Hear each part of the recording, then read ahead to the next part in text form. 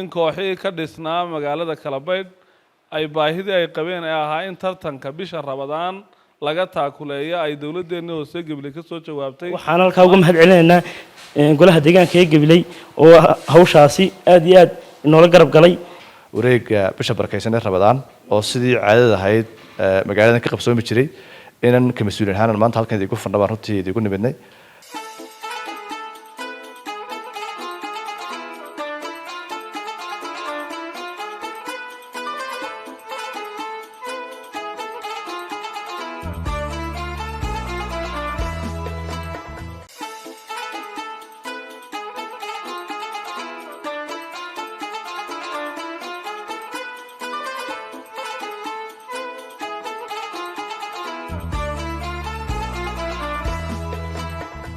waana farxad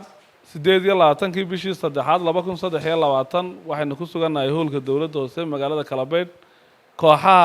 8 kooxood ee ka dhisan magaalada Kalabayd inaynu ku wareejino dawlad hoose ahaan inagoo keenana wasaarad ahaan garab dawladda hoose ee degmada Gabiley in kooxihii ka dhisnaa magaalada Kalabayd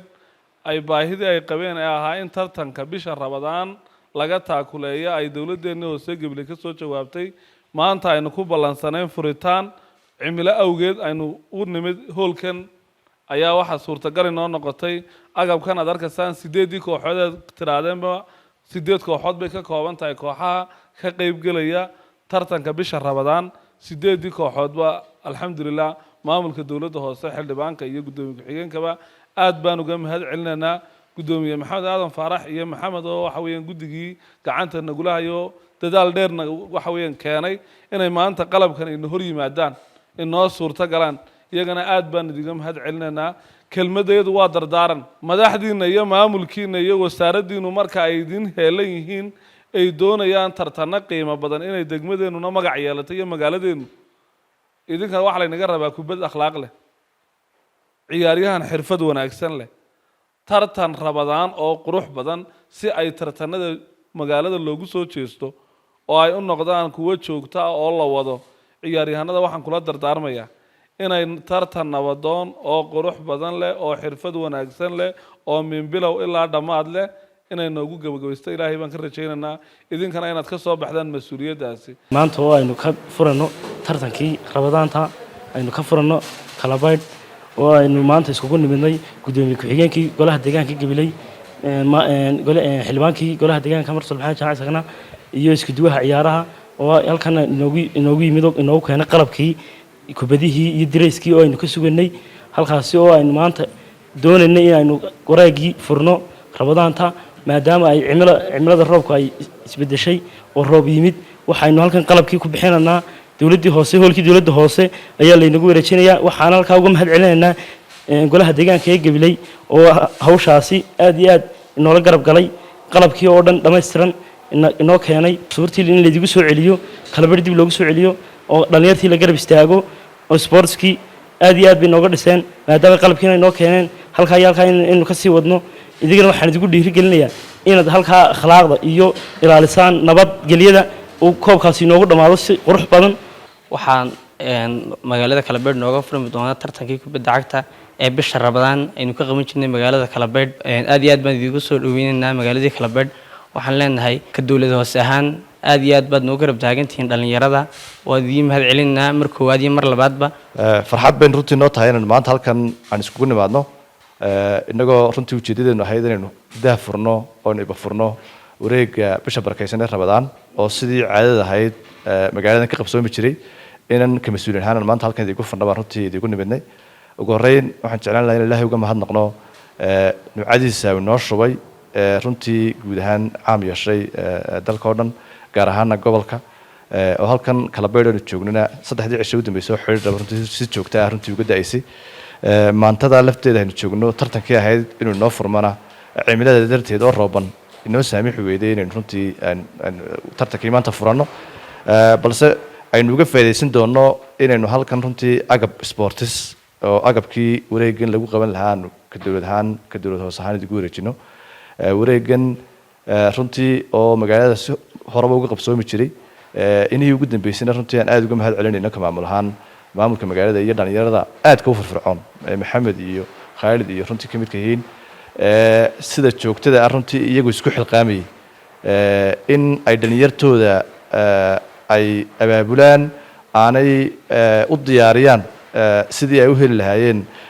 ee loogu qaban lahaa tartano khaasatan inta lagu guda jiro bisha barakaysan ee Ramadaan runtii anagoo taa dareensan dadaalkii hore ka dhalinyar ahaan hadda tiin dhalinyarta magaalada ku dhaqan runtii aad ka geysateen tartanadii hore sanadadii hore taa lafteeda arkayna magaaladan oo kastamada ugu waaweyn ee dalka mid ka mid ah ku yaalo kasta ka qaadka lagu cashuuraa ku yaalo isaga laftiisuna halistiisa iyo hawshiisa iskale iyo khatariisa una baahan in dhalinyarada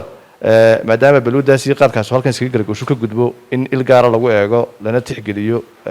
baahiyahooga wixii taageero ee dhiirigelina na runtii ay yihiin aan aaminsanahay ay yihiin runtii dhalinyarta gobolka kuwa ugu mudan waxaan runtii tani bilow bay noo ahaan doontaa waxaan ka maamul ahaan golaha deegaanka oo maayir ku horeeyo maayir ku-xigeenkii halkan ku wada soconno waxaanu isla garanay runtii maadaamaanu gobolka degmada ka hirgelinay wareegga bisha barakaysan ee Ramadaan oo ka socda si habsamida uga socda maalmihii ugu dambeysay magaalada Gabiley Kalabaydna maadaama magaaladii ka mid tahay in iyadna ay qayb ka ahaato oo runtii sidaan magaalada Gabiley uga qabanayno si lamid ah in halkan looga qabto ayaan runtii istusinay anagoo ka wada soconno hawsha ku wada soconno ku dhan sideed kooxood wareeg ka qayb galaya agabkay ku ciyaarayeen oo dhameystiran wixii agabkii garoonka looga baahnaa ayaanu halkan maanta idigu wadnaa gabagabadana wixii abaalmarinayo wixii loo baahan yahay oo dhan hadday tahay koobab iyo bilaadayo wixii loo baahan yahay oo dhan runtii si buuxda wareegan waxaan runtii wixii dhalinyartaas u baahataba waxa weeye kafaalo qaadaya haddii alla ka dhigo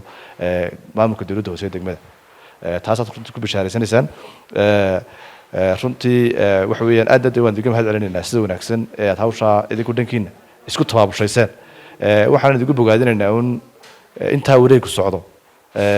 in mas'uuliyad ahaan maamulka magaalada iyo dhalinyartiina marka hore hawsha gacanta ku soo haynaysa inaad si habsami leh aad wareegga u qabataan isku maamushaan idigu isku horeba idiga isku diri jiray idigama cabsi qabno idigamana warwar qabno runtii in wareeggaas sidii horeba aad u qaban jirteen iyadoon cidi dhex mino annagu baan aadiiman xiliyada barkood in sidii iyo si ka wanaagsan uu idigu qabsoomi doono idiguna dhammaan doono runtii anagu waxaanu nahay tiimkii loo xil saaray inaanu koobkan qabanno tartankan Ramadaanta anaga mursal iyo siduuhu waxaan jeclaysanaa haddii laga qabanayo Gabiley in kala baydna qayb ka noqoto insha Allah kulli anagoo ka wakiila dawladda hoose iyo fulintii waxaa idin keenay sideeda mataqaanaa wax weeyaan kooxood agabkoodii runtii intan in ka badan waa u qalantaan insha Allah laakiin wixii ka dambeeyana diyaar baan u nahay mar walba waxaan idinku boorinayaa insha Allah inuu kulankaas inaad koobka insha Allah imika bilaami dooneed qabsan doontaan inuu ku dhammaan doono si nabadgelyo leh waxa loo baahan yahay isku duubnaataan amniga ilaalisaan waxa la rabaa inaad noqotaan insha Allah team ka soo dhaxbaxa ama xul ka soo dhaxbaxa oo laga qaato waxa weeye ciyaartooyda ugu tayada fiican leh ay soo saarta Kalabayd anaguna mar walba ka dawlad hoos ahaan diyaar waxaan u nahay insha Allah inaanu garabkeena taagnaano wax la qabanno marka idinku isku duubnaada kulli waa roobaad aad baad maasantii